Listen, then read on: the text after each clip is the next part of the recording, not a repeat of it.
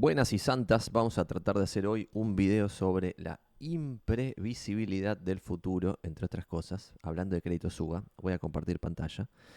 Y lo que vamos a empezar a contar acá en este video nuevo, en la parte número 2 de este mega ciclo de créditos hipotecarios SUBA 2024, que no vamos a dar ningún consejo de inversión a pesar de que podría darlos, pero no los voy a dar. Fíjense si les conviene o no sacar un crédito UBA o no a ustedes. Pero vamos a empezar hoy hablando de un poco de lo que pasó en el 2016, 2017 y 2018, cuando fueron los UBA anteriores, y ver si hay alguna similitud o algo que nos sirva hoy, o no tiene sentido la comparación, cosa que es lo que yo creo, pero no quiero hacer un spoiler. No tiene sentido la comparación, dado en ese momento el precio de las propiedades estaba caro, en ese momento los sueldos eran altos, hoy los sueldos son bajos, hoy los precios de las propiedades están por debajo de su mediana y de su promedio histórico, y vamos a ver más de estas cosas. Pero antes de empezar, quiero que repasemos lo que decían, entre comillas, los expertos en ese momento, en fines del 2017, y vamos a leer palabra por palabra lo que decían distintas personas. Los que decían algo coherente, voy a poner el nombre de la persona que lo decía, y los que decían algo incoherente, no voy a poner el nombre de quien lo decía, obviamente, ¿no? Vamos con esto del futuro impredecible, con la primera frase, que es esta, de Agustín Datelis, director de Ágora Consultores, que a fines del 2017, este buen hombre, que no lo conozco, no sé quién es, a diferencia de Ricardo López Murphy, que todos sabemos quién es, que es el segundo que viene después, Agustín Datelis, director de Ágora Consultores, decía en ese momento, y leo tal cual: gran parte del público, al ser mal informado, compara los UBA con un alquiler o con las cuotas de un crédito tradicional y les resulta atractivo. Pero es un pensamiento de corto plazo. Si se hace un análisis de más largo plazo, teniendo en cuenta el retraso cambiario, la política monetaria, los problemas macroeconómicos, la inflación que no cede, es muy preocupante lo que puede pasar con estos créditos en el futuro. Esta persona hacía referencia a: che, está todo bien que el crédito UBA va a reemplazar a un alquiler y para alguna persona puede ser útil sacarlo. Pero sin embargo guarda, esto en el 2017, ¿no? Sin embargo guarda porque en ese momento había retraso cambiario, la política monetaria era un papelón, había muchos problemas macroeconómicos y la inflación seguía siendo alta para el mundo. ¿Está bien? Entonces, muy bien Agustín Datteri, que no sé quién es, que hacía este comentario en el 2017. Después Ricardo López Murphy decía, y leo tal cual: recomiendo esperar a que bajen los precios de las propiedades. Mi recomendación para las personas que están evaluando comprar su primera casa es esperar a que bajen los precios de las propiedades, porque los valores están extraordinariamente elevados, decía Ricardo López Murphy, exministro de Economía. Sobre esto les voy a compartir acá un Excel que a veces mostrábamos acá y lo compartimos juntos, con la evolución de los precios en Buenos Aires. Es este grafiquito que estamos viendo en pantalla, donde vemos que, por ejemplo, acá el promedio en dólares de hoy del metro cuadrado en Buenos Aires es 2.117 dólares de 1977 a la fecha, que ya pasaron un montón de años. Y la mediana, 2.109 dólares. Redondeando para tener un número en la cabeza, 2.100 dólares. Hoy el metro está 17% abajo de su promedio y 17% abajo de la mediana. ¿Puede bajar? Obviamente podría llegar a bajar. El futuro es impredecible. Y en el 2002 vos tuviste al metro cuadrado en 1.040 dólares de hoy, y también lo tuviste más o menos en 1.000 y moneditas por debajo de 1.100 en la hiperinflación del 89. En consecuencia, vos podrías pensar, si sos un pesimista absoluto, que podría ir el metro en su ciclo bajista, continuar y pasar a valer 1.050, pongámosle de valores de hoy, dividido en 1.750, sería una baja de 40% sobre los valores que ya hay ahora. Esto yo no la veo, no sé lo que va a pasar, el futuro es impredecible, no tengo ni la más pálida idea. Pero hay algo interesante, que es: una cosa es comprar cuando el metro estaba a 3.500, que fíjense de vuelta, el promedio 2.100. Si vos estás en 3.500 en vez de en 2.100, estás muy por arriba del promedio, no como ahora que estamos por debajo. Entonces, si yo digo 3.500 dividido 2.100, estabas 66% arriba del promedio y la mediana en el momento en que Ricardo López Murphy decía: che, esto está un poquito elevado, muchachos. ¿Por qué? Porque veníamos de un quindenio de suba de precios de forma ininterrumpida, y como vimos en otros videos anteriores acá, muchas veces el metro cuadrado sigue muchas veces no, desde que hay registro, el metro cuadrado sigue al salario, no sabemos por qué, correlación no implica causalidad, no estoy hablando de las causas, digo que si yo piso acá un gráfico de salarios, en dólares libres, el gráfico me va a dar parecido. Me va a dar suba de salario, después baja de salarios, después stagnation de salarios, acá es la desgracia. Después suban los 90 en el primer gobierno de Menem de salarios, después en el segundo gobierno de Menem se mantienen nominalmente, pero por cada inflación en dólares bajan levemente. Crisis del 2002 se hacen recontramierda los salarios con el metro cuadrado y después suben los salarios hasta el cepo del 2011 que bajan los salarios, también baja el metro cuadrado y ahí rebotan y con la mega devaluación de Macri del 2018 bajan fuertemente los salarios y después baja el metro cuadrado.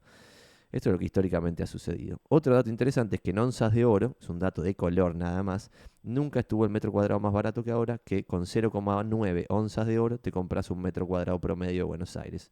Son datos de color, ¿está bien? Para ilustrar esto que decía Ricardo López Murphy, que está en verdecito. Por otro lado, acá un CEO, voy a mover mi cara, de una empresa que no voy a decir para no hablar mal de nadie, porque esto es solamente anecdótico, decía en ese momento, palabra por palabra, veo muy poco probable que los precios en dólares de las propiedades bajen.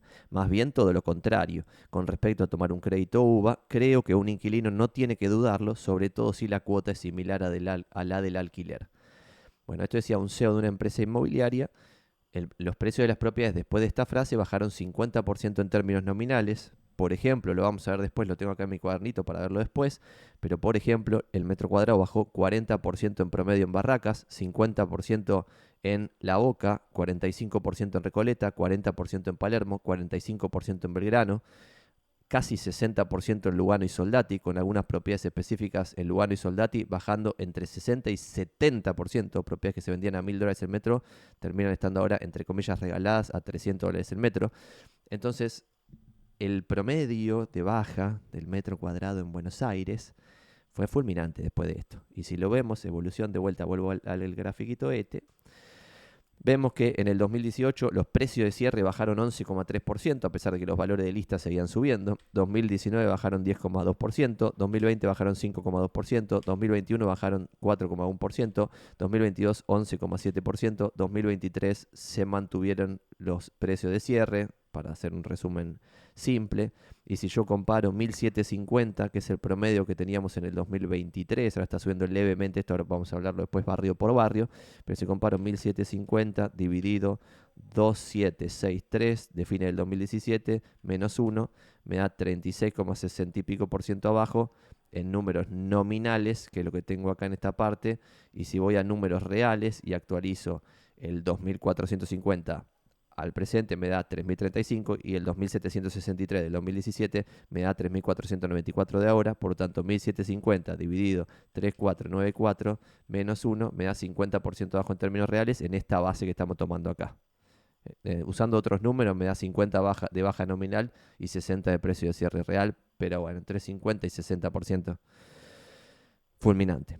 Seguimos con los testimonios. Acá un presidente de un colegio inmobiliario decía, y vuelvo a poner mi cara abajo, decía en aquel momento del 2017, decía, por supuesto que recomendamos a las familias que analizan comprar su primera propiedad que tomen un crédito UVA, ya que a diferencia de la circular 1050 del Banco Central, las cuotas no pueden superar el 30% de los ingresos del grupo familiar y si esto ocurriera se añaden cuotas al final del crédito. Esto tiene un error bastante grave y conceptual, que era que en ese momento lo que había salido era que el Banco Central obligaba a los bancos a poner una cláusula de que si había más inflación que aumento salarial, vos podías tirar la diferencia al futuro. No sé si me siguieron. Pero ¿cuál era el intríngulis de esto? Que vos podías terminar el crédito como máximo a los 65 años. Por lo tanto, si vos habías tomado un crédito de 30 años de plazo, que los sabía y eran comunes, y lo habías tomado a los 35, vos no podías hacer uso de esta extensión de plazo porque ya estabas en 65 en el tope. Y por otro lado, había un tope de hasta cuánto podías estirarlo, que no me acuerdo si era 20 o 25%. Entonces, si vos tomabas un crédito a 20 años, podías estirarlo esa cantidad de años extra. Y de vuelta tenías la limitación de la edad. Entonces, por ambas limitaciones, era muy posible, dado esto es Argentina, que la inflación si superaba por mucho al salario, como terminó pasando, y ahora lo vamos a ver en detalle, no te sirviese en absoluto este límite del 30% y superase muchísimo el 30%. ¿Esto quiere decir que era malo que hubiese crédito suba? Para nada. Y acá también hay un problemita cerebral de la mayoría de la gente de pensar que la mitad de la sociedad cree que esto es una desgracia porque son créditos suba, lo hizo Macri malo, y la otra mitad de la sociedad cree esto es la gloria porque lo hizo Macri bueno. Y es como, me están cargando, analicemos el tema de qué estamos hablando y veamos un poquito la perspectiva del pasado, qué se ofrece hoy y si hace sentido o no para cada uno de ustedes tomar un crédito o no tomarlo. Volviendo a los testimonios, voy a otro testimonio que decía, por ejemplo, esto lo decía un gerente de una inmobiliaria grande, decía, y leo, la opción de tomar un crédito hipotecario UVA es recomendable en el caso de que se trate de una persona menor de 40 años y de ingresos medios. La posibilidad que debe descartarse es la de tomar un crédito a tasa fija. El interés es muy alto. O sea, fíjense también a quién escuchan, o sea, cuando piden un consejo de algo. Pero en Argentina es obvio que si hay un crédito a tasa fija, va a convenir el crédito a tasa fija. Porque somos un país inflacionario, donde el Estado siempre imprime billetes a lo loco y genera inflación. En consecuencia, siempre se licúan las deudas a tasa fija. Y es como, esto es de locos tener que explicarlo. Es sorprendente. Y vamos con el último testimonio, después vamos a ir a los datos. El último testimonio, un presidente de una desarrolladora, decía y leo, la ventaja que resalto en los UVA es que le pone un tope a las cuotas, no pueden superar un porcentaje determinado del salario, lo que protege al deudor frente a una devaluación o cambios bruscos de la economía. Esto también es una interpretación errónea de lo que en ese momento era la reglamentación, porque de vuelta, el tope era por si la inflación superaba un poquito al salario. Y ahí vos podías estirar un añito el crédito en vez de a 20 a 21 y te daban los rangos y estaba todo bien. Pero si la inflación iba muy por arriba del salario, supongamos el doble, ahí estabas al horno. ¿Pasó eso? Vamos a ver qué es lo que pasó. Con datos. Y lo primero que les quiero contar es que no se pueden analizar a los créditos UVA en un vacuum, en un lugar totalmente separado de la realidad, como en una cosa abstracta. Hay que analizarlo en dónde estás parado, en el momento en el cual vos vas a tomar ese crédito. No es lo mismo tomar un crédito UVA cuando el salario en dólares libres está acá arriba, por ejemplo en la plata dulce, antes de la circular 1050, no es lo mismo sacarlo acá que sacarlo acá, después de que se hizo todo mierda con la circular 1050. No es lo mismo sacar ese crédito UVA cuando el salario estaba en tope en el primer gobierno de Menem que sacarlo en plena crisis del 2002. No es lo mismo sacar un crédito UVA en el 2017 cuando el salario estaba en máximos, acá con Macri, que sacarlo ahora. ¿Por qué digo esto? Porque sin ser un predictor del futuro, y por eso voy a dejar de compartir pantalla, tengo acá la bola de cristal, ahí, para boludear a todos los que predicen el futuro. Yo no digo qué va a pasar mañana, no tengo ni la más pálida idea. Solo digo que la vida es un juego de probabilidades y cuando vos estás en estos salarios de mierda, estilo africano, de 400, 500 dólares por mes, como estamos ahora, hay una probabilidad más alta de que regreses a la media, de que sigas cayendo. ¿Esto quiere decir que no podés seguir cayendo el salario? Obvio que podés seguir cayendo, porque por ejemplo, cuando vos estabas en 400, 500 dólares antes del momento más desgraciado de la hiper del 89, yo hubiera dicho, ya estamos en 400, lo más probable es que rebotemos, porque veíamos el pasado, decíamos 400 ya es una miseria, y bueno, y de ahí te ibas a la mitad, o sea, podías bajar 50% más. Entonces nunca se puede saber lo que va a pasar. Leas como leas los grafiquitos estos, no vas a saber lo que va a pasar. Pero sí, cuando estás acá destrozado, lo más probable es regresar a la media tarde o temprano. Y cuando estás muy arriba, lo más probable es regresar a la media tarde o temprano. Entonces es mucho más conveniente tomar un UVA para mí cuando estás en salarios bajos que cuando estás en salarios altos. Y esto parece contraintuitivo porque en general cuando estás en salarios altos el 30% del ingreso da para comprar algo más copado, te prestan más plata, todo pareciera ser más optimista, pero vos no estás solo de vuelta en una cosa abstracta analizando un libro, sino que estás en la vida real.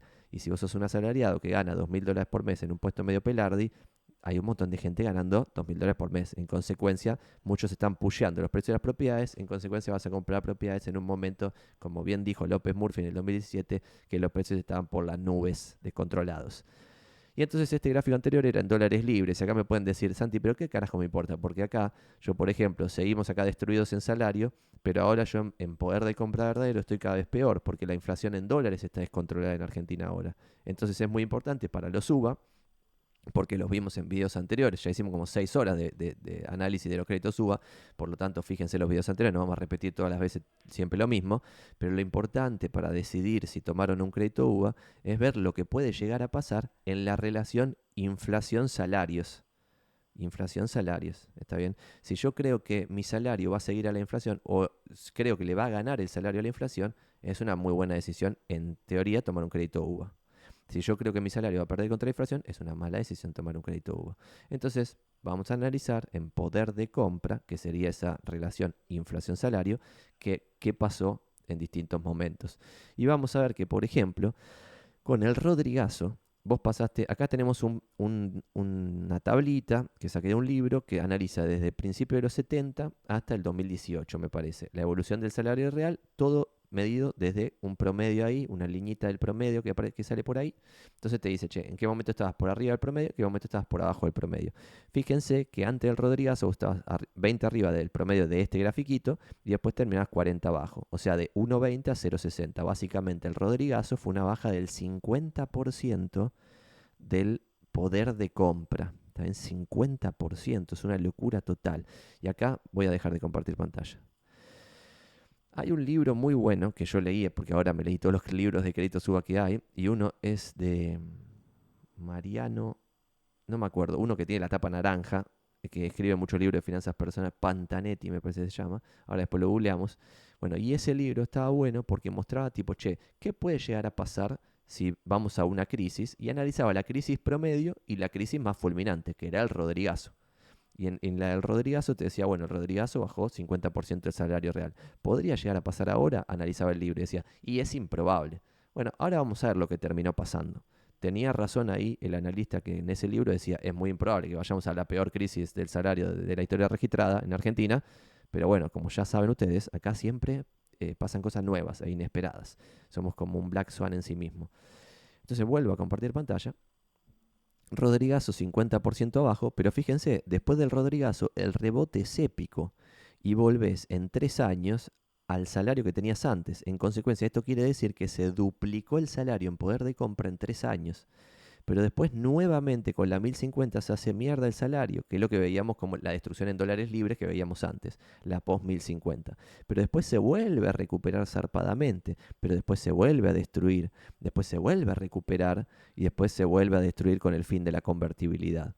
Entonces, lo que yo digo como punto que me sorprende que en el 2017 nadie haya hablado de esto, no sé por qué, cada uno saque sus propias conclusiones, pero cuando vos estás acá o en algún punto muy por debajo del promedio de lo que puede comprar un salario, pareciera ser un momento mejor para tomar un UVA que cuando estás muy por arriba.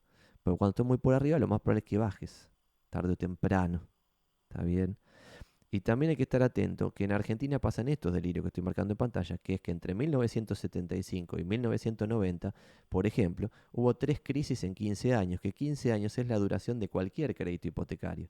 Entonces, si alguien en el 75 hubiera sacado un crédito, se hubiera fumado primero la crisis del Rodrigazo, después se recuperaba, pensaba que estaba un poquito mejor y le viene la crisis de la 1050, el 81-82. Después democracia, alegría, parecía que ahí sí íbamos a salir adelante. Las Tarlipes crisis de la hiperinflación en el 89, 15 años, 3 crisis fulminantes que se hacía mierda constantemente tu salario y tu poder de compra. Después tenías otras crisis, la de Corralito, 2001-2002, la crisis del campo de la 125, que no sé si recuerdan, pero deberían recordarlo. En ese momento fue el 2008. El retorno del cepo en el 2011, la media devaluación de Macri del 2018. Esta fue la más grave, junto con la del 2001-2002, y la de crisis del campo, la 125 y el retorno del cepo no fueron tan graves como las otras dos crisis realmente fulminantes. Entonces vamos a los datos que hay que tener en cuenta siempre. Y el dato número 1 es que las crisis argentinas promedio de los últimos 60 años duran entre 2 y 3 años y tienen una pérdida del salario real del 25%. ¿Está bien? Pero sin embargo, la crisis del Rodrigazo provocó que el salario real cayera casi a la mitad, a menos 50%. Entonces pregunta a la audiencia, fíjense ustedes cómo lo analizan, yo no les voy a decir cómo analizar estas cosas, les estoy tirando datos y lo que la gente opinaba en el 2017, que me parecen algunas cosas una aberración absoluta y unas cosas muy coherentes como lo que dijo López Murphy. Entonces, lo esperable, dato número 2, es una crisis menos 25 del poder de compra del salario y la peor que uno puede esperar es menos 50%. Bueno, el futuro no repite al pasado. En general el futuro rima con el pasado, pero no lo repite. Entonces nunca se sabe lo que puede pasar en el futuro. Uno puede lucubrar y decir, bueno, sí, puede ser. Como dice Santi, quizás nos agarran 3 crisis, en 3 momentos perdemos el 25% en promedio del salario, y quizás si lo saco a 30 años me agarran 3 de esta y una de menos 50. Bueno, hay que prepararse para eso en ese caso. Es una pregunta. ¿Hay que prepararse para eso en ese caso? Vamos a ver lo que terminó pasando. Lo que terminó pasando después de los créditos UBA es que primero, en lo que se denominó popularmente como el masazo, el salario cayó, esto es chequeado.com, cayó 34% el poder de compra en promedio de todos los asalariados, 31% de los privados, 39% de los estatales. Entonces uno acá podía pensar, como dije antes, che, ya estamos hechos mierda, vamos a regresar a la media. ¿Se podía pensar eso? ¿Era razonable? Más o menos, era un poco razonable, pero no tan, o sea, no tan así certero, porque igual, como estabas muy por arriba del promedio, un 30%, 30 y algo, de baja sobre ese muy por arriba del promedio, quizá no era la totalidad de la malaria. Que terminó pasando después, el mileiazo, si le quiere poner, esto lo reporta Ámbito, 34% de baja en los primeros, creo que 4 meses, no me acuerdo cuánto, del gobierno de Milei. Entonces el masazo más el mileiazo, que sería el 34% primero, más otro 34% abajo, te da 56% abajo. Por lo tanto, la crisis del salario que estamos viviendo ahora, y dejo de compartir pantalla para contar esta desgracia un poquito más explicativa, es la peor de la historia registrada. ¿Esto quiere decir que ahora hay que estar pensando que todo se va a prender fuego más? No, mi esperanza es total. Yo creo que ahora sí hemos tocado piso, pero ¿se puede saber? No se puede saber, es lo que estoy diciendo. ¿Cómo se va a poder saber si una crisis promedio era 25% abajo y habías bajado 30 y pico por ciento? Y uno podría decir, bueno, ya está, es la crisis promedio, lo que leí en ese, o lo que vi en el video de Santi, que 25% de crisis promedio, ahora vamos a ir para arriba. Nunca se puede saber lo que va a pasar. De 30 y pico, volviste a bajar otro 30 y pico sobre lo que te quedaba. Una cosa realmente delirante y que no pasa en ningún país del mundo. Y entonces acá, nosotros el lunes, en la reunión que tenemos en Inmobiliarios Puertas Adentro, analizamos, che, pero y con toda esa malaria que acaba de contar Santi, ¿cómo puede ser que la mora en los bancos esté entre el 0,5 y el 0,9%, dependiendo del banco, que básicamente la mora es con una cartera que tenga 90 días de atraso o más? ¿Cómo puede ser que los bancos tengan, algunos bancos 0,5, otros bancos 0,9, pero estén todos acá? ¿Cómo puede ser? Y acá dejo un silencio mientras tomo un poquito de café para que lo piensen. ¿Por qué creen que esto es así? Bueno, la respuesta es porque la precancelación de créditos UBA fue zarpada. Algunos bancos tienen 40% de precancelación y los créditos se dieron en el 2016, 2017 y 2018. Por lo tanto, esto también es un delirio, porque quiere decir que los que tomaron créditos UBA, muchos podían cancelarlo o con ahorros propios o con ahorros de familiares o de alguien que los terminó ayudando para que no se les haga una bola de nieve tremenda. Y ahora vamos a ir un poquito a eso de qué significa la bola de nieve y si convino o no tomar un crédito UBA, dependiendo casos concretos que vamos a ver con este cuadernito que dice caso concreto de Barraca de la Boca de Lugano Soldati, de Recoleta de Palermo y de Belgrano, para tomar corredor norte y sur y hacer una pequeña comparación. Esto lo hemos dicho en videos anteriores, de que los créditos UVA se toman en UVA y se devuelven en UVA. La UVA es la moneda, no la tasa. La tasa es el porcentaje, te dicen 3% de tasa. 3% de la tasa.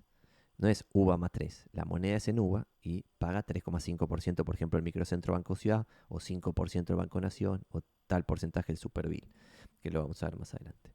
Entonces, vamos a ver cómo hacer ejemplos, que lo vamos a hacer juntitos, ahora a o vivo, para que ustedes después hagan el propio caso con la data, pues les voy a mostrar toda la data de dónde la saco. Vamos a entrar a Zona Prop Index para ver información, les voy a mostrar alguna calculadorita de sistema francés, etcétera, para poder hacer las cuentas ustedes mismos y sacar sus propias conclusiones en el futuro, pero haciéndolo paso a paso.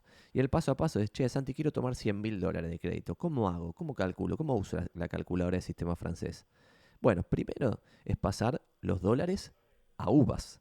¿Y cómo lo pasas? Vamos paso a paso. Primero tenés que pasar de dólares a pesos. Bueno, me meto en Banco Nación y me fijo cuánto está el dólar, Santi. No, porque no te van a permitir tomar estos dólares oficiales, porque sigue habiendo cepo cambiario. ¿Está bien? Entonces, lo que tenés que hacer es tomar algún dólar libre, legal.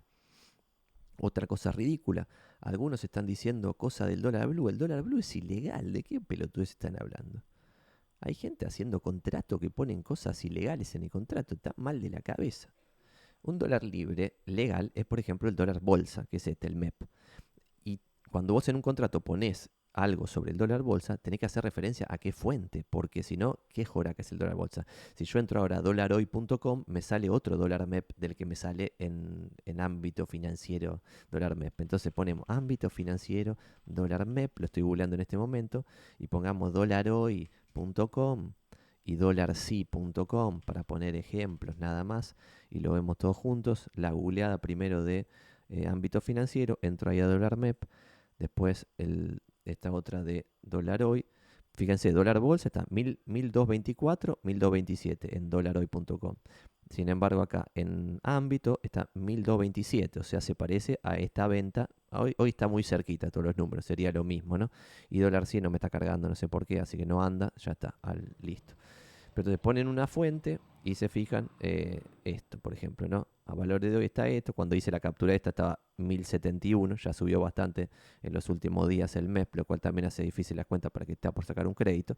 Pero bueno, entonces $100.000 cuando hice esta cuenta eran 107 millones de pesos. Lo pasé de dólares a pesos por un dólar libre que tiene una fuente. Entonces después me tengo que preguntar, 107 millones de pesos, ¿cuántos uvas son, Santi? Me meto acá en la cámara de la construcción y me digo, ¿cuánto está? No, como dice acá en rojo, no. Porque la única fuente oficial del cuánto está la uva es el Banco Central. Entonces se meten en el Banco Central de la República Argentina, googlean Banco Central uvas o cotización uva y les sale este cosito. Ponen acá la fecha y les sale un número. Cuando hice esta cuenta me dio 107 millones de pesos. Eran 113.036 uvas. ¿Está bien? 113.036 uvas. ¿Y ahora qué hago, Santi, con las 113.000 uvas? Bueno, sabiendo que $100.000 son 113.000 uvas, recién ahí vamos a ir a una calculadora de sistema francés. Y eso lo googlean. Calculadora de sistema francés o de cuota de sistema francés. Y van a llegar a alguna de estas, como estoy entrando a esta, que es un ejemplo, que no me anda. Esto es en vivo y puede fallar. Si no anda esta, bueno, vamos a entrar a esta otra, Mariva bursátil, no sé, y acá dice sistema francés, y dice monto del crédito, volvemos a fijarnos, eran 113.036 uvas. Cantidad de cuotas, y vamos a ponerle 240, 20 años, y tasa nominal anual, vamos a ponerle 3,5% de la línea del microcentro del Banco Ciudad. Y entonces acá me da, y dice cuota pura, tipo tanta plata, interés tanta plata, amortización tanta plata. ¿Está bien? Amortización es cuánto del capital vos vas a estar pagando, interés es cuánto pagás de interés por toda la mega bola que aún debes. ¿Está bien? Entonces la cuota pura acá son, si no leo un jora que está muy chiquito esto, son 655, o no, 655 mil. Ah, no, estos son centavos. Qué calculadora más fea esta. Vamos a poner 5%, a ver si da 6,55. Sí, debe ser 6,55. Entonces abrimos una ventana nueva y ponemos Banco Central, cotización UVA. Y entramos al Banco Central. Acá le ponemos la fecha, por ejemplo, de hoy, 23 de mayo. Da 959,57. Entonces es 959,57 por 655. Te da que la cuota inicial en pesos es de 628.500 pesos. ¿Está bien? Y para que vos tengas este crédito, tendrías que ganar esto que representa el 25% de tu ingreso. Entonces lo dividís por 25, te da 2 palos y medio. Si vos ganas 2 palos y medio en bolsillo, le podés pedir al Banco Ciudad por la línea de microcentro que te den $100.000. Y vas a empezar pagando eso que vimos recién, que son, no me acuerdo cuánto, 620 y pico de mil pesos, algo así. Eh, pero lo que hay que entender es que es en uvas. Entonces vos tenés que tener impreso este cuadrito en tu casa para saber que todos los meses vas a pagar esta cantidad de uvas y que cuando vos pagaste 655 uvas solo cancelaste 325 de capital.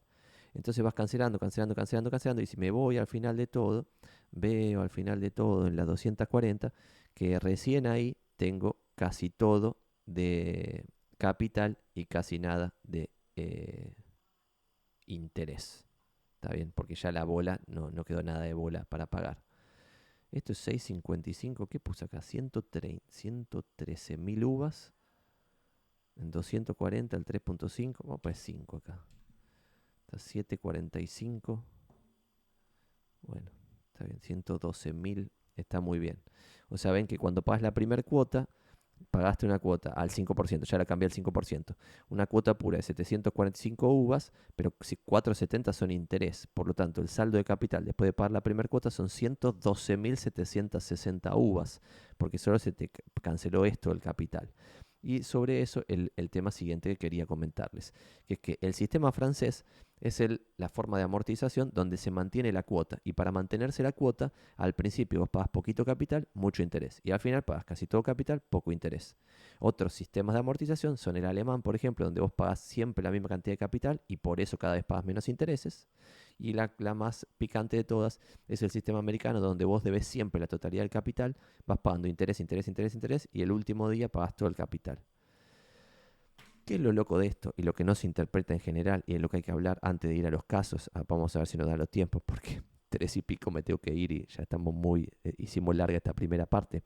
Bueno, cuando vos ves la evolución, por ejemplo, de un crédito, como hizo acá Mariano Tálora en este libro, Mariano Tálora, el que estamos buscando el nombre del libro, así que si alguien quiere comprar este libro del 2017, está bueno.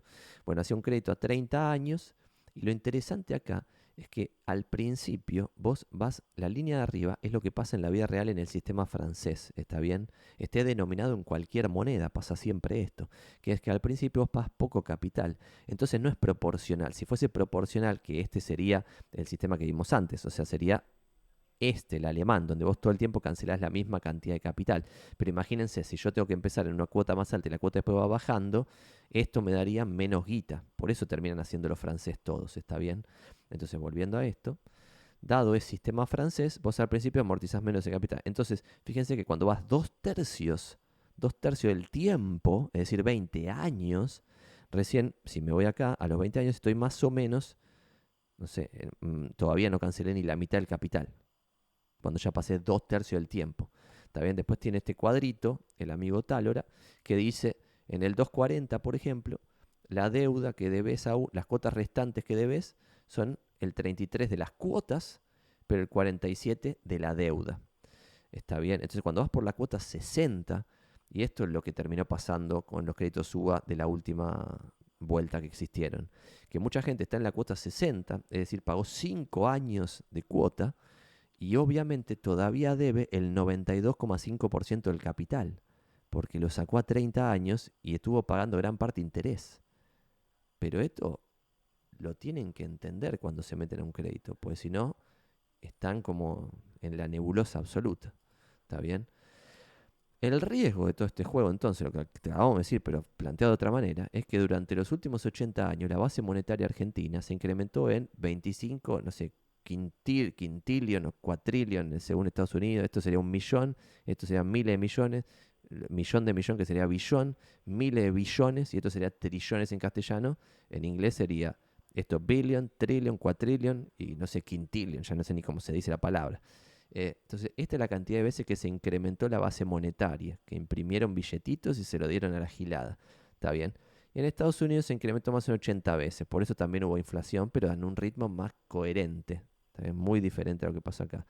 La contracara de eso es que ese descalabro, sin ningún tipo de coherencia, nos puso al nivel del África subsahariana en el crédito bancario al sector privado, donde vos tenés menos del 10% de crédito bancario al sector privado, parecido a la República Democrática del Congo y parecido a Ghana. ¿Está bien? Entonces, si vamos a un país civilizado de Latinoamérica como Colombia, vamos a quintuplicar el crédito bancario al sector privado.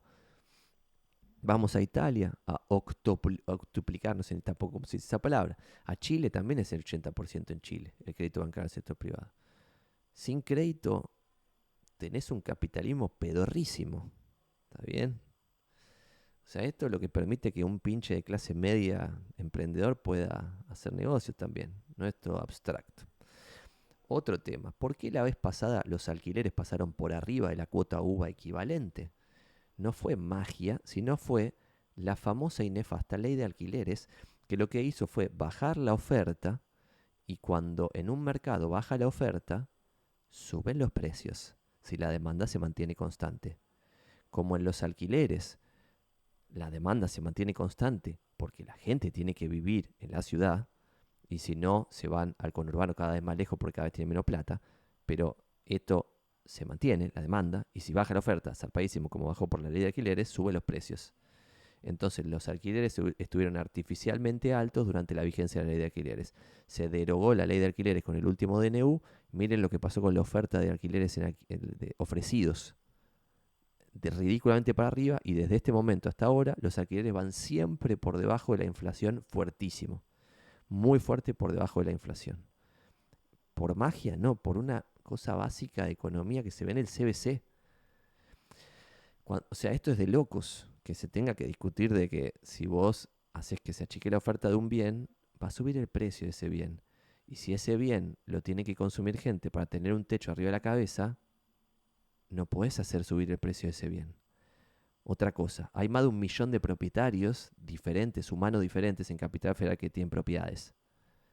Entonces, es un mercado que si vos no estás rompiendo los huevos, va a haber competencia y van a bajar los precios. No porque sean buenos los propietarios y quieran tratar bien a los inquilinos, porque son más de 1 millón y no se puede hacer un monopolio, un oligopolio entre más de 1 millón de oferentes. ¿Está bien? Porque si yo me siento que soy una persona en lo económico de derecha, y para esto dejo de compartir pantalla, pero me sientan en una mesa que en lo económico es de izquierda, y yo conozco muchos amigos y conocidos que son de izquierda y son civilizados, y que puedo hablar, obviamente podemos discutir de, che, la medicina prepaga tiene que estar regulada. Discutámoslo, porque es verdad, se pueden juntar los 5 en una mesa a discutir precio, a poner precio, y bueno, puede ser que ahí, frente a un monopolio, que no es un monopolio, puede ser un, no sé, un, es como si fuese un cartel, ponele, si es que funcionase así, quizás podría llegar a tener sentido regularlo. También hay que ver lo que pasa de segundo orden cuando vos haces algo. Pues como está todo bien, se sientan 5 en una mesa y ponen precios. Pero si yo lo regulo, ¿qué pasa de segundo orden? Pues quizás pasa más desgracias que cosas buenas. Porque yo entiendo que gran parte de la gente que bancó la ley de alquileres, la bancó de buena fe, sin entender lo básico de economía que se enseña en el CBC. ¿Está bien? Entonces la bancaron de buena fe. Entonces esa persona que lo bancó de buena fe tiene que lograr entender que si vos un mercado que tiene más de 1 millón de oferentes, lo regulás para que no pueda poner precio como quiere poner precio. Y otra cosa, todos pensaban, no, bueno, pero si lo liberan, ahora todos van a pactar los alquileres en dólares. Los alquileres ahora se están pactando en pesos y con ajuste trimestral. Yo como propietario probé meter un aviso con ajuste mensual, nadie me lo alquiló, y bajé ajuste trimestral, como quería el mercado, porque no puedo yo poner condiciones, porque soy uno de más de 1 millón. ¿Está bien? Esto es como muy básico. Entonces, por esta razón subieron los alquileres más de lo que tendrían que haber subido. Esto lo vimos en un video anterior de por qué los argentinos le tenemos miedo a la indexación, y es básicamente porque en este punto, cuando el metro cuadrado estaba ridículamente alto, salió la 1050 que ajustó las deudas por la tasa del mercado. La tasa del mercado iba por arriba de la inflación iba por arriba de los salarios bajaron en esta misma proporción, delirante, lo vimos recién con el Rodrigazo, por ejemplo, habían bajado 50%, después la 1050 bajaron, no sé, no llegó a 50, pero también un monto delirante en poder de compra y en dólares mucho más.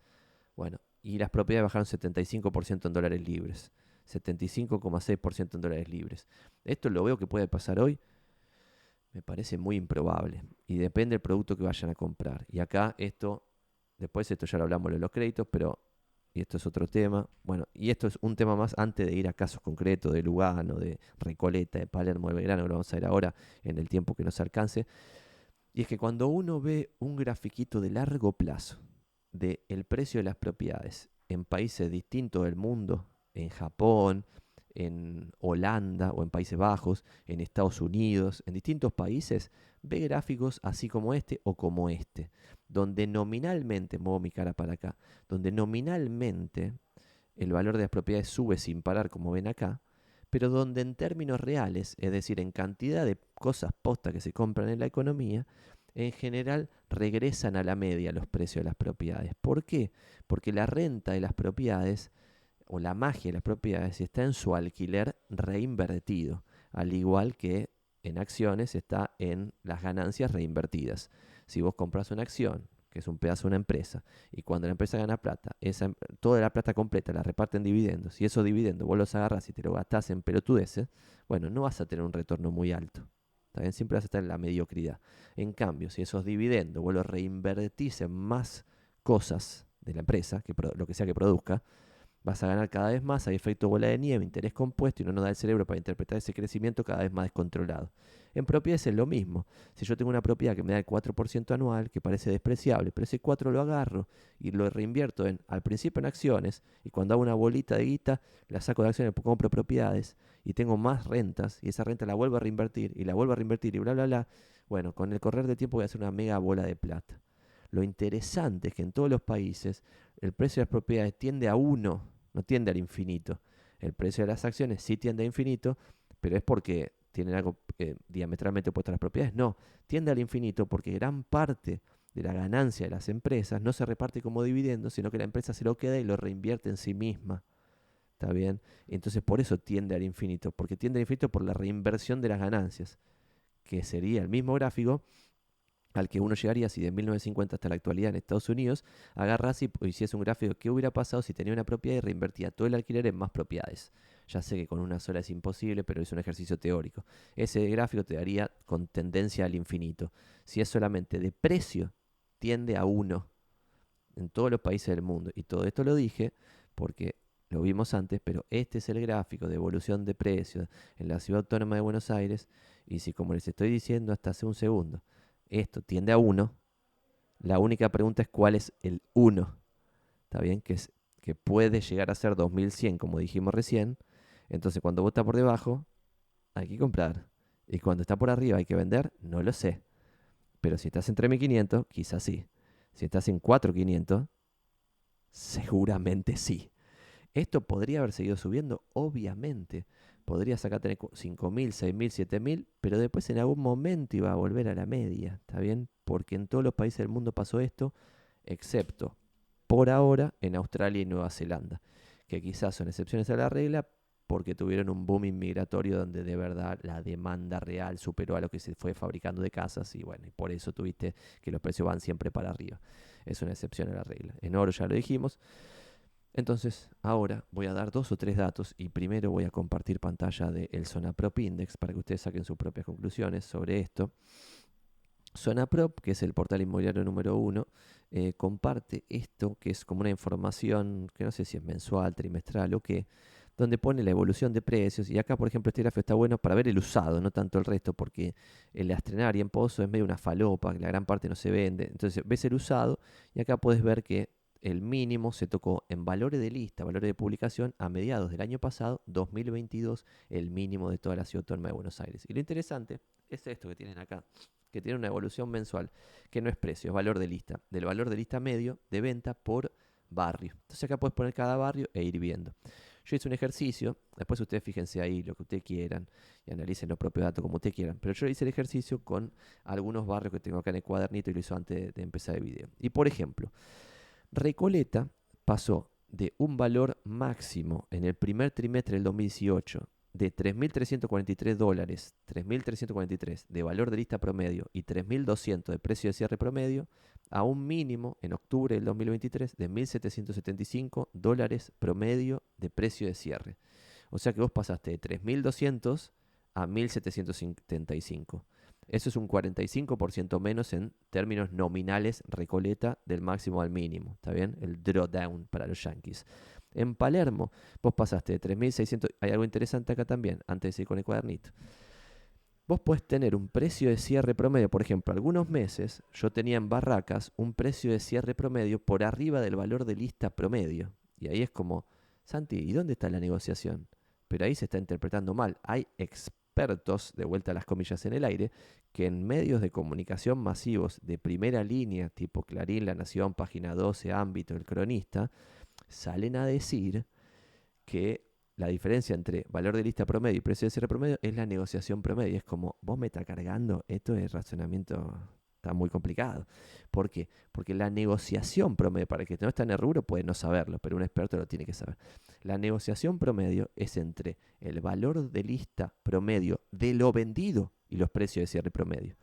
Porque de vuelta, ya lo vimos más de una vez, ahora vos en Zonaprop tenés más de 100.000 propiedades en venta y se venden 3.000 por mes. 3.500 ahora en promedio últimos meses. Entonces, si se venden 3.500 y tenés 102.000 propiedades en venta, no tiene sentido tomar las 102.000 para sacar alguna especie de conclusión. Tiene sentido usar ese dato cuando se absorbe un gran porcentaje de la oferta.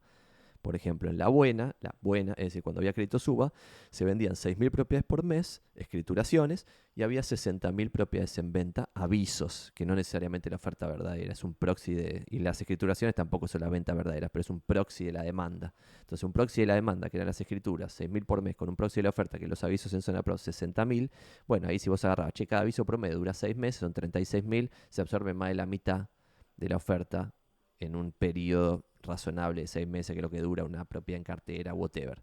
Entonces ahí podía tener sentido el valor de lista promedio, porque tenías menos de la mitad de basura publicada. Hoy tenés 80-90% de basura, entonces no tiene sentido. Por eso vos podés tener un barrio con el valor de lista promedio por debajo del precio de cierre promedio. ¿Y por qué puede pasar? ¿Y por qué pasó en Barracas algunos meses? Porque lo que pasó es que vos se vendía lo que estaba caro, pero en realidad porque hay un montón de zonas de Barracas que no tienen demanda.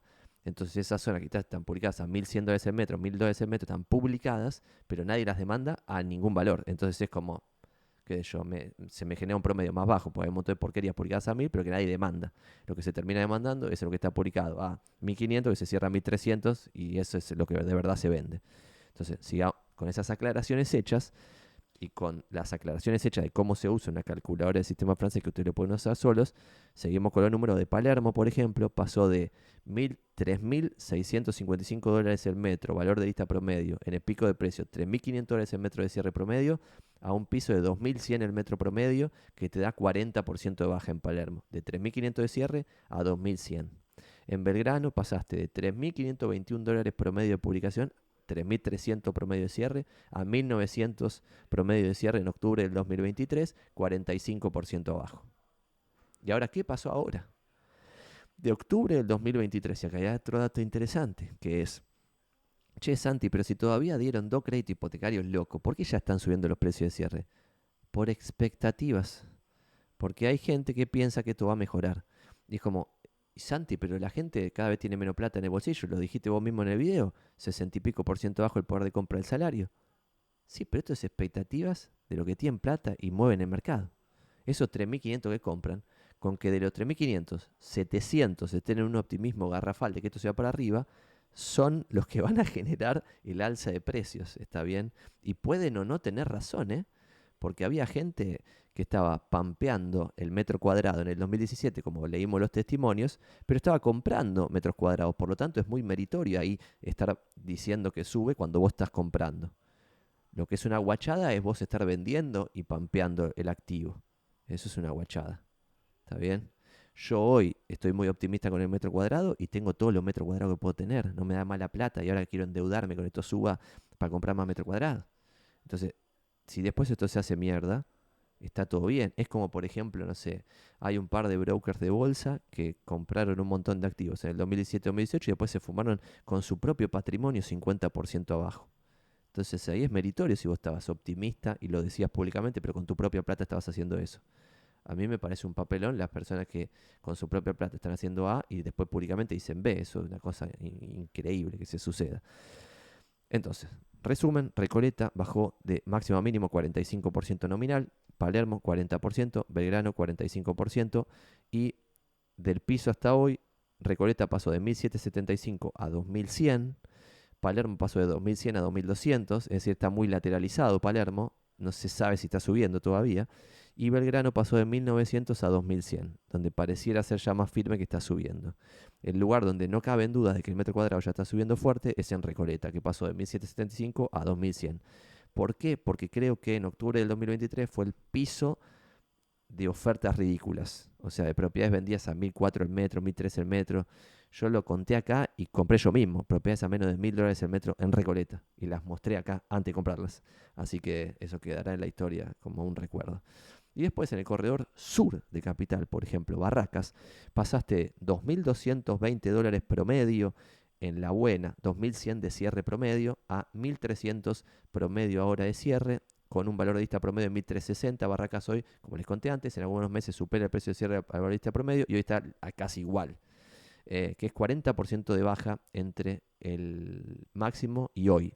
Y hoy está igual que en octubre del 2023. Barracas, La Boca, Lugano y Soldati no parecen tener aún movimiento alcista, pero bueno, quizá empieza a pasar en breve.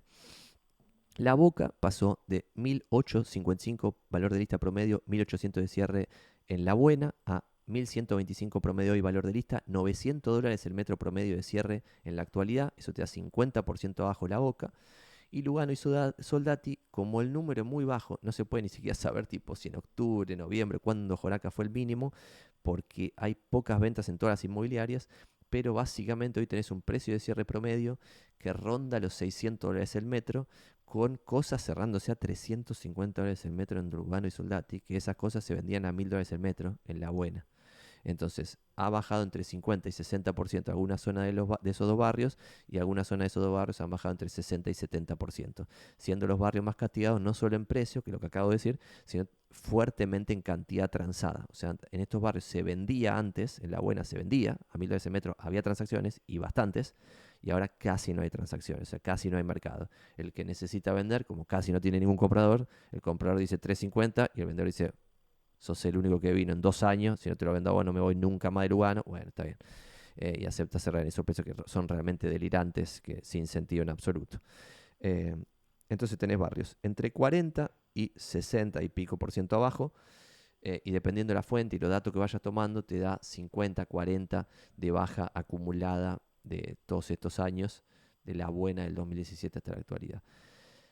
Entonces, de vuelta, no tengo ni idea qué les conviene hacer a ustedes, pero analicen el contexto de dónde están parados, porque no es lo mismo tomar un UVA cuando los precios están en máximos que cuando los precios están en mínimos. Y un último dato para hablar 2016, 2017, 2018, estoy volviendo a abrir el Excel, es interesante ver que en la buena, es decir, antes los créditos suban, pero cuando había movimiento, vos tenías al mercado subiendo, por ejemplo, y lo leo de mi Excel, en el 2003, 36% arriba los precios, 2004, 15% arriba, 2005, 5% arriba, 2006, 30% arriba los precios, 2007, 3% arriba, 2008, 7% arriba, 2009, 1% arriba, 2010, 2% arriba, 2011, 9% arriba. Acá fíjense, cae fuertemente la cantidad transada y en el 2011 siguen subiendo los precios a pesar de que cae la cantidad transada, porque se reinstauró el cepo cambiario. 2012, 12% arriba, 2013 baja 2% más o menos, 2014 sube 13%, 2015 sube 12%, 2016 sube 9%, 2017 8%, 2018 sube el primer trimestre pero cierra el año 11% abajo. En consecuencia, vos ves que tenés un quindenio, es decir, 15 años seguidos de suba de precios entre la recuperación de la crisis del 2002 y el primer trimestre del 2018. Y después, de vuelta, con esto el futuro es impredecible. Nunca en Argentina, vieron que hablamos de las crisis en promedio 2-3 años. Sin embargo, a pesar de que la crisis promedio fueron 2-3 años, la recesión inmobiliaria promedio, no, que promedio no importaba el promedio, la recesión inmobiliaria de los últimos 60 años siempre había sido de 1 o 2 años, nunca jamás había sido de 3 o más. En consecuencia, cuando empezó la crisis en el primer trimestre del 2018, uno podía pensar, che, en el 2019 va a venir malaria, 2020 quizá viene malaria, pero después ya está. Porque del 18 al 19, del 19 al 20, pasaron los 2 años que era el máximo que había tenido recesión en el mercado. Pero como en esta oportunidad los precios no bajaron rápido, sino que bajaron lentamente año a año de forma deprimente, y la cantidad transada muy rezagada, o sea, se castigó al mercado por cantidad y no por precio, el mercado ajustó por cantidad y no por precio, lo que terminó pasando fue la recesión inmobiliaria más larga registrada hasta ahora, que duró 6 años y pareciera ser que ahora sí salimos de esa recesión, porque el año pasado los precios de cierre apenas bajaron un 1%, que es lo mismo que nada, pues puede ser un error de cálculo en cómo calcularse el número, por lo tanto todo el 2023 no bajaron los precios y ahora yo ya veo barrios subiendo 18% del mínimo, como por ejemplo el caso de Recoleta, que de 1775 a 2100 te da 18% arriba, o el caso de Verano de 1900 a 2100 ya es una alza que pareciera ser significativa y que no pareciera ser una lateralización, porque en la lateralización vos puedes estar como Palermo, 2100, 2200, 2100, 2200, 2100, 2200 y después rebota. Pero en Belgrano ya de 1900 pasaste a 2100. En Recoleta, sin lugar a dudas, ya de 1775 a 2100 ya no hay casualidad, ya no hay error de cálculo. Nosotros tenemos una base guasa de cierre, o sea que esto es un dato que se acerca mucho al número poste de la realidad, especialmente en barrios con mucho movimiento como Retiro, Recoleta, Palermo, Belgrano, Núñez. En consecuencia, en Recoleta, por ejemplo, y en Belgrano, ya el alza de precios está entre nosotros, inclusive antes de que empiece el primer crédito. Por lo tanto, única conclusión es, si vos ya sacaste la conclusión de que vas a sacar un crédito hipotecario y ya estás seguro porque lo analizaste bien, porque te informaste, porque sabes cuál es el riesgo, porque te fijaste que si sos empleado y mañana perdés el laburo, si podrías ser empleable por el mismo salario en otro lado, si llega a venir la malaria fulminante y te quedan $20.000 de deuda, si alguien te los puede prestar para salvarte la propiedad para que no tengas que venderla en el peor momento de la historia, bueno, analizaste todo y decidiste tomar el fucking crédito. En ese caso, yo ahí sí me animaría a decir, hay que apurarse porque yo mismo ya no estoy viendo, por ejemplo, oportunidades delirantes como veía el año pasado. Que el año pasado yo todo el tiempo veía oportunidades de, esto es una locura, esto está re barato, porque en el promedio se ahogan los enanos y con esto cerramos. Que un río tenga una profundidad promedio de 1 metro, eso no quiere decir que te tenés que tirar sin saber nadar, porque quizá en algún lugar del río tiene 3 metros de profundidad. Y esto es lo mismo que en Recoleta estuviese en 1775 promedio, cuando había cosas copadas cerrándose a $3.000 el metro, quiere decir que había oportunidad de heavy metal. Está bien, porque si dentro de todos los cierres vos tenés 2, 3 oportunidades de heavy metal, ni se notan en el promedio. Pero solo van a existir esas oportunidades de heavy metal cuando el mercado está totalmente destruido. Y el mercado ahora ya está cambiando de tendencia en esto de optimismo-pesimismo, y yo ya lo veo mucho más optimista que lo que pasaba a fin del año pasado, que el pesimismo era total y absoluto. Cualquier comentario es bienvenido y los invito a hacer cualquier comentario que quieran. Voy a ver si podemos hacer esto otro que nos quedaba como fin del video. No se vayan si son fans, si no son fans ya se pueden ir con alegría, no pasa naranja, porque quiero ver algo de los comentarios en los videos que hemos ido haciendo con el tiempo para mostrarles algo que me parece insólito, pero que se está empezando a dar, que es esto. Pero hay que ver si puedo entrar a mi cuenta del banco para hacer lo que quiero hacer ahora, que hay que ver si lo logramos, porque está todo muy lento en mi computadora. Estoy cerrando cosas, denme un segundo. Obviamente cualquier pregunta, nosotros estamos leyendo todos los comentarios, no estamos pudiendo responderlos porque la verdad que el boom de consultas y descontrol que hay es realmente impresionante. Pero después lo vamos a ver y vamos a responder, digo. Estoy tratando de entrar, pero no estoy pudiendo. Algo que quiero hacer para el cierre del video, que si lo podemos hacer, lo vamos a hacer juntos, porque es interesante. Pero no me está cargando, porque todo falla, ¿viste? Cuando uno quiere hacer las cosas en vivo, a veces le falla. Así que lo vamos a hacer la próxima. Con esto es todo. Voy a tratar mañana viernes, no estoy cumpliendo el under promise and over deliver, pero voy a tratar mañana viernes en mi agenda descontrolada de grabar el capítulo 3 de este mega ciclo de créditos hipotecarios UBA para arrancar el video con esto que no estoy pudiendo hacer ahora. Se las dejo picando de qué estoy hablando. El que ve todos los videos sabe de qué estoy hablando, pero quería hacer un laburito en el home banking en vivo para mostrarles algo que prometimos la otra vez en base a los comentarios, a los super thanks que algunos están mandando, que básicamente lo dijimos en el video anterior. Nos vemos la próxima. No dudemos de que haya crédito suba, es una buena noticia, pero guarda, no es para todos, para algunos sí, para otros no, dependerá del caso. Abrazo grande.